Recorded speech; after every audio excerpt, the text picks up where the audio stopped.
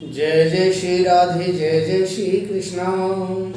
मित्रों, मैं महेश पाठक सीधाम वृंदावन से अपने YouTube के चर्चित चैनल ज्योतिष सेवा वृंदावन में आपका हार्दिक स्वागत करता हूं, अभिनंदन करता हूं। आज बात करते हैं वृष राशि की कि मई, जून और जुलाई 3 महीने में वृष राशि का जो भविष्य फल है वो कैसा रहेगा, ग्रहों का गोचर कैसा रहेगा, उसी के बारे में आज आपसे बात करते हैं। देखिए, जब 1 मई को अगर हम ग्रहों को दृष्टि डालते हैं तो हम देखते हैं कि शुक्र अपनी ही राशि में बैठे हैं 1 मई 2023 को। गुरु, राहु, सूर्य और बुध की जो युति है वो वृष राशि से 12वें भाव में है, यानी मेष राशि में। शनि महाराज स्वयं की राशि कुंभ में बैठे हुए हैं 10th हाउस में। मंगल देवता मिथुन राशि में बैठे हुए हैं और केतु जो महाराज है वो 6ठे घर में विराजमान है।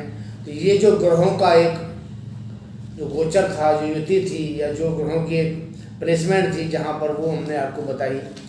अब बात करते हैं वृष राशि के बारे में कि इनका जो मई और जून और जुलाई 3 महीने इनके कैसे जाने। सबसे पहले बात करेंगे शुक्र देवता की कि शुक्र देवता 1 मई को वृष राशि में थे और 2 मई को ये अपना स्थान परिवर्तन करके ये मिथुन राशि में इनका गोचर हो गया। मिथुन राशि, पहली बात तो इनके मित्र राशि है, इनके मित्र है बुध, परम मित्र है, इनकी बुध की राशि है। और दूसरी बात कि वृष राशि से द्वितीय भाव पड़ता है मिथुन राशि का, तो ये धन भाव है और शुक्र धन भाव के मालिक बनते हैं, कारक भी बनते हैं और ये इसके मालिक भी हैं। अगर काल चक्र कुंडली में देखा जाए तो द्वितीय भाव में वृष राशि होती है, उसके स्वामी शुक्र है जो मालिक हैं। और अगर वृष राशि के हिसाब से जो गोचर देख रहे हैं उसके अगर अकॉर्डिंग हम बात करते हैं तो मिथुन राशि में शुक्र धन भाव के कारक होकर के वहाँ बैठे, मंगल के साथ है क्योंकि मंगल भी वहाँ विराजमान है। अभी बुध जो महाराज थे वो अभी अस्त हैं, तो बुध का जो उदय होना है वो होना है 10 मई को। 10 मई को बुध उदय हो जाएंगे। बृहस्पति उदय हो चुके हैं, अभी 30 अप्रैल को बुध भी उदय हो गए। अब कोई भी ग्रह ऐसा नहीं है जो अभी फिलहाल अस्त हो। सूर्य है, सूर्य का जो गोचर है अभी मेष राशि में चल रहा है और मेष राशि से ये 15 मई को ये भी वृष राशि में अपना स्थान परिवर्तन करेंगे। तो वृष राशि में सूर्य की युति रहेगी 15 मई तक। मिथुन राशि में मंगल शुक्र की युति रहेगी और मेष राशि के अंदर गुरु, राहु और बुध 15 मई के बाद ये तीनों के तीनों ग्रह वहाँ बैठेंगे। शनि महाराज तो अभी आपके कुंभ राशि में ही हैं, केंद्र में बैठे हुए हैं, शश नामक योग बना रहे हैं वृष राशि वालों के लिए, भाग्य के मालिक हैं। अब बात करते हैं मई महीने की। देखिए, मई का जो महीना है, शुरुआती जो दौर है मई का 15 मई तक का, सूर्य चतुर्थ भाव के स्वामी बनकर के और खर्चे के भाव में बैठे, तो यहाँ ये थोड़ा सा खर्च कराएंगे। किस पर कराएंगे? हो सकता है कोई माँ का स्वास्थ्य में थोड़ी गड़बड़ हो या कहीं पर कोई सरकार की तरफ से, क्योंकि 12वां भाव खर्चे का है, तो कोई हो सकता है कि सरकारी इसके ऊपर वृष राशि वालों पर कोई जुर्माना, कोई टैक्स या कुछ चालान इनको भरना पड़ सकता है। ये सिर्फ 15 मई तक की बात है। 15 मई तक ऐसा कोई सरकार को इनको कोई जुर्माना भरना पड़ सकता है। 15 मई के बाद सूर्य का जो गोचर है वो वृष राशि में आ जाएगा। अब वृष राशि में जैसे सूर्य आते हैं, चतुर्थ भाव के स्वामी हैं, तो यहाँ बैठने के बाद में ये चतुर्थ भाव से जो भी संबंधित सुख होते हैं, जमीन का सुख, मकान का सुख, माता का सुख, वाहन का सुख, सारे सुखों को यहाँ ये वृष राशि वालों को देने वाले हैं। क्योंकि सूर्य के घर के सामने शनि बैठे हुए हैं, शनि भी चौथे भाव को देख रहे हैं, तो शनि भी जमीन का, वाहन का सारा सुख वृष राशि वालों को देने के लिए तैयार बैठे दे रहे हैं। तीसरे भाव में शुक्र की जो युति है ये मंगल के साथ रहेगी। मंगल और शुक्र आपस में हालांकि मित्र नहीं हैं, लेकिन फिर भी सम प्रभाव है इनका आपस में। मंगल यहाँ 12वें भाव के स्वामी बनते हैं और सप्तम भाव के स्वामी बनते हैं। अब सप्तम भाव के स्वामी और 12वें भाव का स्वामी धन भाव में बैठा है, परिवार के भाव में बैठा हुआ है, शुक्र राशि के स्वामी बनते हैं और छठे भाव के स्वामी बनते हैं। अब सबसे बड़ी बात यह है कि सप्तम का स्वामी और छठे भाव का स्वामी ये दोनों अगर परिवार के भाव में बैठते हैं तो यहाँ बैठ करके ये परिवार में एक अच्छी शांति स्थापना करेंगे, घर में कोई इनके मंगल कार्य शुरू हो जाएंगे, क्योंकि सप्तमेश के जो स्वामी मंगल हैं वो शुक्र के साथ बैठे। शुक्र शुभ ग्रह है, बहुत ही ज़्यादा शुभ ग्रह है। तो शुक्र हालांकि दैत्यों के गुरु है लेकिन है तो गुरु और शुभ ग्रह है। तो मंगल कार्य जो सप्तम भाव से संबंधित हैं वो यहाँ मंगल और शुक्र की युति से संभव होगा।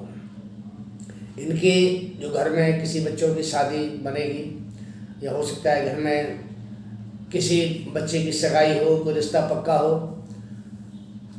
ये जो इनकी युति है मंगल की शुक्र की बहुत बढ़िया रहने वाली है और ख़ास करके मंगल कामना के लिए बहुत अच्छी है। खर्चा तो कराएगी, क्यों खर्चे के भाव के मालिक मंगल हैं तो खर्चा तो होगा, लेकिन शुभ कार्यों में खर्चा होगा। बहुत अच्छा प्रभाव मई में उनके साथ बनेगा, जून में भी बनेगा। और जब मंगल स्थान परिवर्तन करेंगे उसके बाद में ये 10 मई को स्थान परिवर्तन करके चले जाएंगे ये कर्क राशि। तो 10 मई के बाद शुक्र अकेले रहेंगे और अकेला जो ग्रह होता है बहुत ही ज़्यादा कारगर होता है। तो शुक्र यहाँ बैठ के वृष राशि वालों के लिए बहुत अच्छा प्रभाव है। बात करते हैं पहली बात जो जॉबलेस है उनकी बात करेंगे, उनके पास जॉब नहीं है। वृष राशि के अकॉर्डिंग हम देखते हैं कि छठे भाव के स्वामी शुक्र बनते हैं और दसम भाव के स्वामी शनि जो स्वयं अपने घर में बैठे हैं। तो ऐसे जो जातक जिनको जॉब नहीं मिल रही थी, परेशानी थी नौकरी में, काफ़ी टाइम से परेशान थे, तो उनके लिए रास्ता खुला हुआ है, क्योंकि शुक्र अपने ही राशि से छठे भाव से नव पंचम का योग बना करके और अपनी मिथुन राशि में बैठे हैं। तो ये यहाँ एक नौकरी जो जातक चाहते हैं उनके लिए एक अच्छा मौका बिल्कुल देंगे। शनि भी मौका देंगे और शुक्र भी मौका देंगे। तो ऐसे जातकों को जो नौकरी से परेशान थे, नौकरी ढूंढने के लिए परेशान थे, काम नहीं मिलता था, उनको काम मिलेगा और अच्छा काम मिलेगा, पद प्रतिष्ठा मिलेगी, अच्छे एक जैसे लेवल पे इनको काम मिलेगा। स्वास्थ्य संबंधी बात करते हैं। वृष राशि के ऊपर किसी भी पाप प्रभाव नहीं है, किसी भी ग्रह का कोई पाप प्रभाव नहीं। इसका मतलब वृष राशि का जो स्वास्थ्य है बिल्कुल ठीक रहेगा, इनको किसी भी तरीके की कोई परेशानी नहीं होनी है। बात करेंगे संतान पक्ष की विद्या की। संतान पक्ष का जो स्वामी है बुध महाराज बनते हैं और बुध महाराज मेष राशि में बैठे हैं और मेष राशि में ये रहेंगे 7 जून तक। 7 जून तक ये रहेंगे मेष राशि में।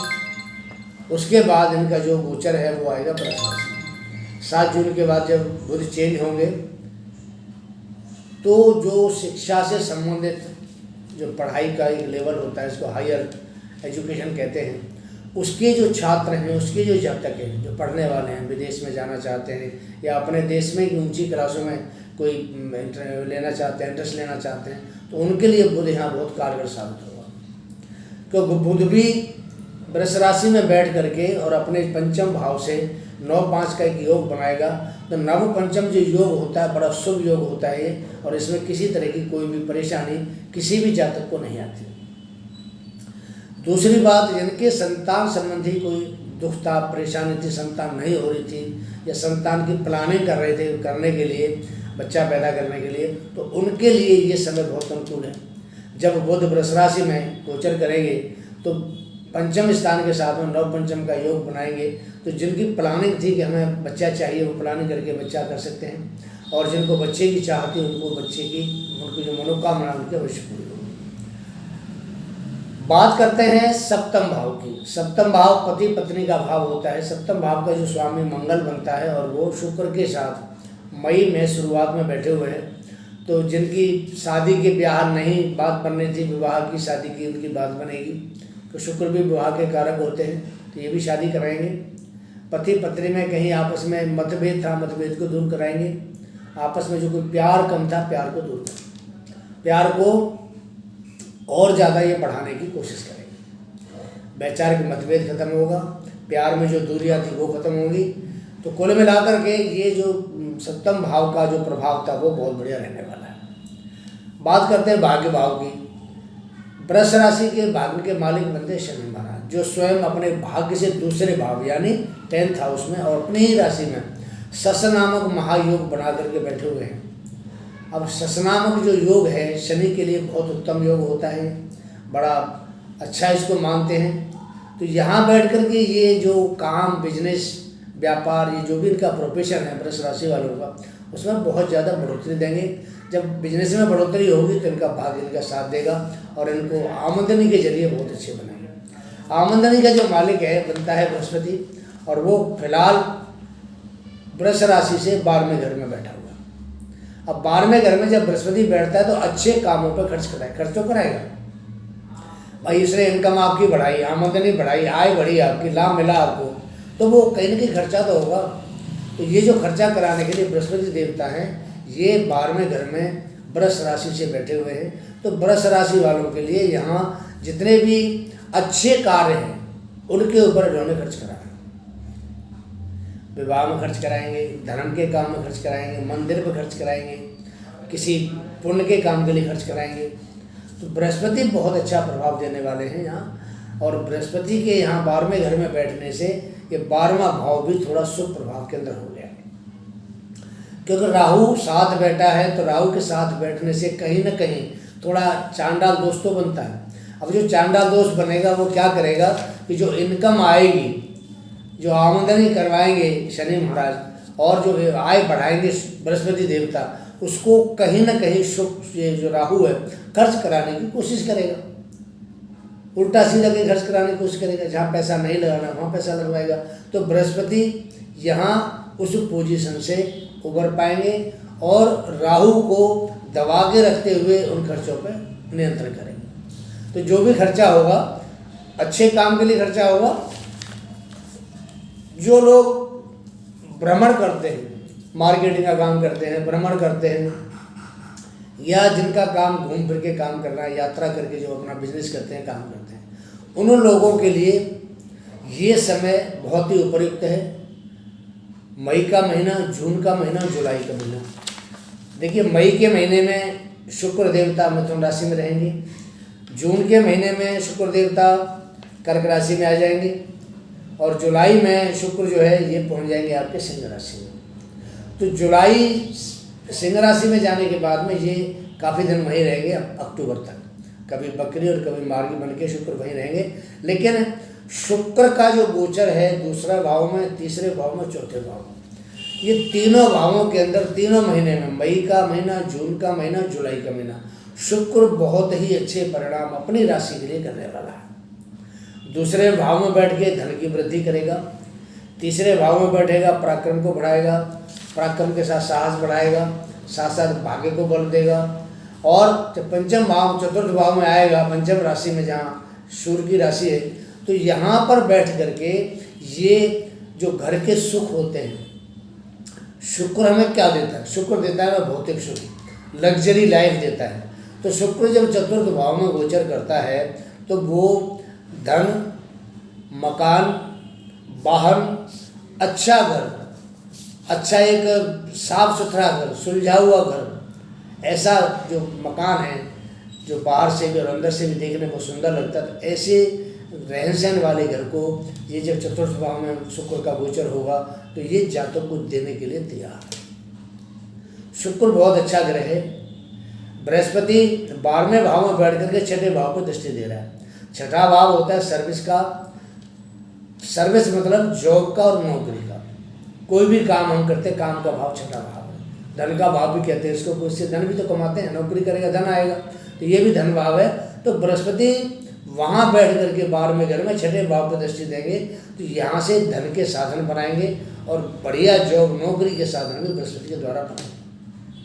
तो मई का महीना, जून का महीना और जुलाई का महीना, तीनों महीने में शुक्र की चाल बहुत अच्छी है, सूर्य की चाल भी अच्छी है, क्योंकि सूर्य 15 मई के बाद वृष राशि में गोचर करेगा चतुर्थेश, फिर 15 जून के बाद में फिर मिथुन राशि में आएगा, और 15 जुलाई को फिर ये कर्क राशि में आएगा, और 15 अगस्त को फिर ये अपनी राशि में आ जाएगा।